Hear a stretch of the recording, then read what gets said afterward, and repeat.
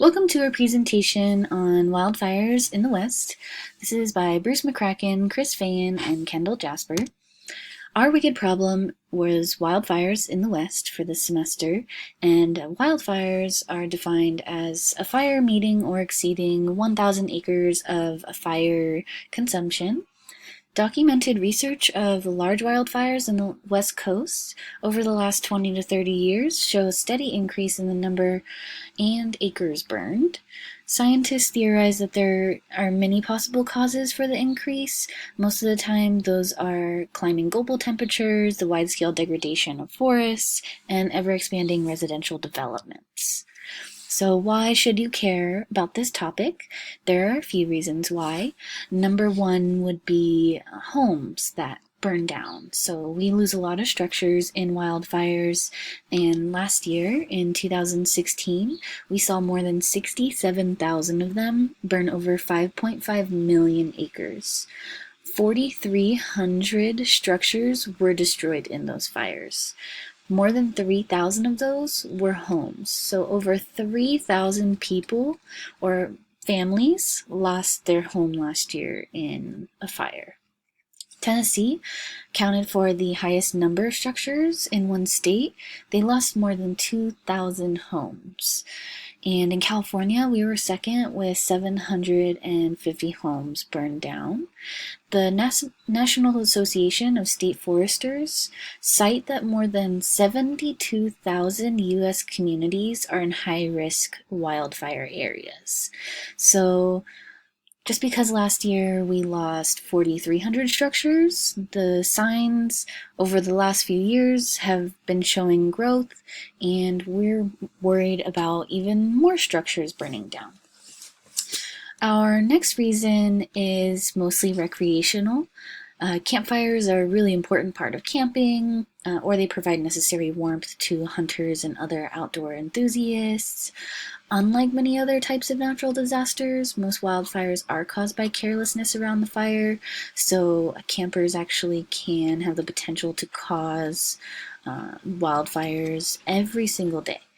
But we can get the public educated on fire safety and learn how to prevent those types of situations. The carbon cycle related to wildfire is affected. I'll just explain briefly.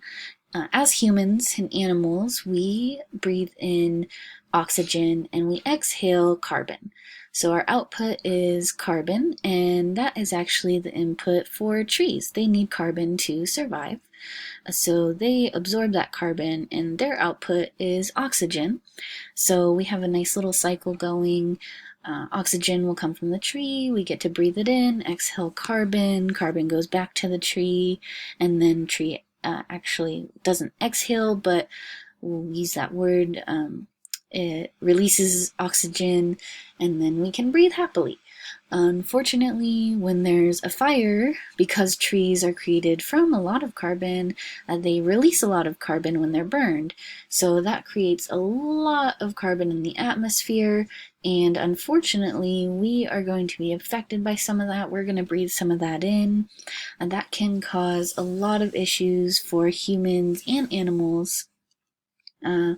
It depends on the concentration of smoke, of course, depending on how far away you are from the fire, but smoke can cause eye and throat irritation, coughing, and difficulty breathing. People who are at the greatest risk of experiencing symptoms due to smoke are those with respiratory disease, those with heart disease, young children, and older adults. So, summary of why you should care. Not only are a lot of great resources depleting, possibly campsites, parks, forests, we're also losing personal things such as property and homes. So thousands and thousands of people lose their homes every year. We want to reduce those numbers, and I'm sure no one wants to lose their home in particular. Even if you don't prefer being in the outdoors, the fact that trees and the carbon cycle exists is the reason why you are breathing. And we want to keep the atmosphere clean, because if it becomes toxic, that's toxic to everyone. So no one is excluded from that.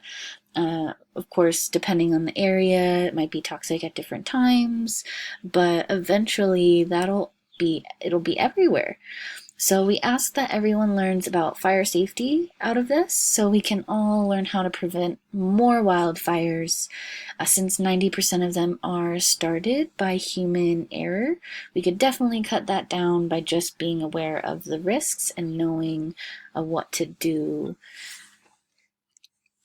So for the group contributions of this video, Bruce McCracken and Chris Fayan were responsible for context, sourcing, and editing, and Kendall was in charge of context, editing, and recording. Here are some of our works cited for this project.